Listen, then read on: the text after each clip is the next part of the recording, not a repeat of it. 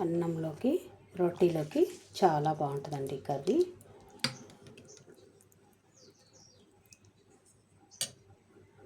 Hi friends, ఈరోజు నేను గోరుచిక్కుడు ఆలు కర్రీ చేస్తున్నానండి. ఎలా చేయాలో చూపిస్తాను రండి. కుక్కర్ తీసుకున్నాను, ఆయిల్ వేసుకుందాం.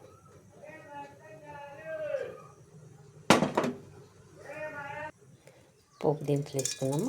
ఆవాలు, జీలకర్ర, శనగపప్పు, ఉల్లిపాయలు కూడా వేసుకోవాలి. పచ్చిమిర్చి కూడా కొన్ని వేసుకుందాము. కరివేపత్తా కూడా వేసుకుందాము. ఒక్క నిమిషం బాగా ఫ్రై అవనిద్దాం.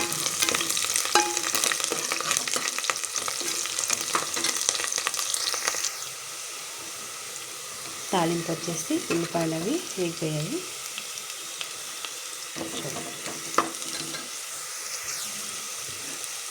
మనం వచ్చేసి గోరుచిక్కుడు వేసుకున్నాము.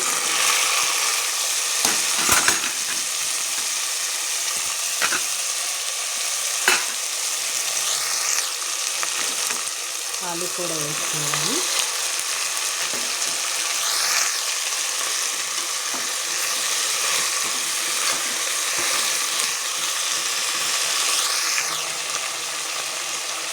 సాల్ట్ వచ్చేసి 1 స్పూన్ వేసుకున్నాము. అర స్పూన్ పసుపు, 1 స్పూన్ మిర్చి పౌడర్ కూడా వేసుకోవాలి. ధనియాల పౌడర్ కూడా 1 స్పూన్ వేసుకోవాలి.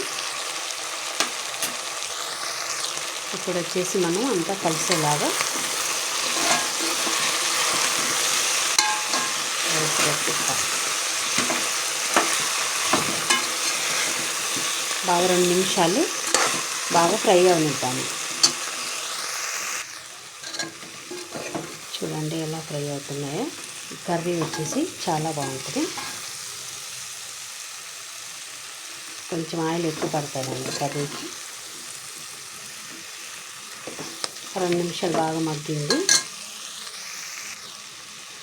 మనం టమాటీలు కూడా వేసుకుందాం.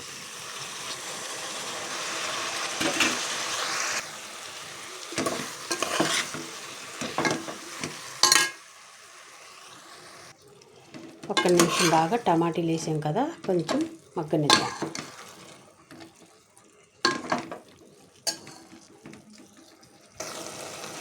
టమాటీలు వేసాం కదా, చూడండి మగ్గిపోయి టమాటీలు కూడా. ఇప్పుడు కొన్ని వాటర్ కూడా వేసుకుందాం. సరిపడా వాటర్ వేసుకోవాలి.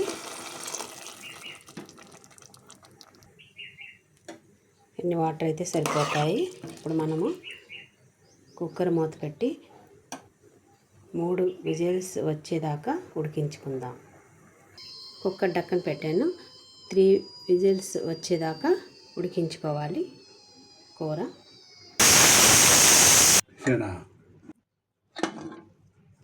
అయిపోయిందండి సబ్జీ. చూద్దాము.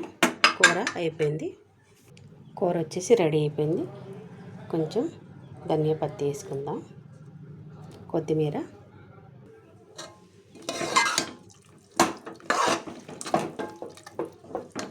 చూడండి అయిపోయింది.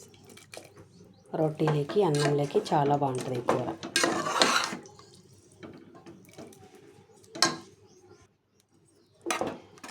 ఇప్పుడు మనం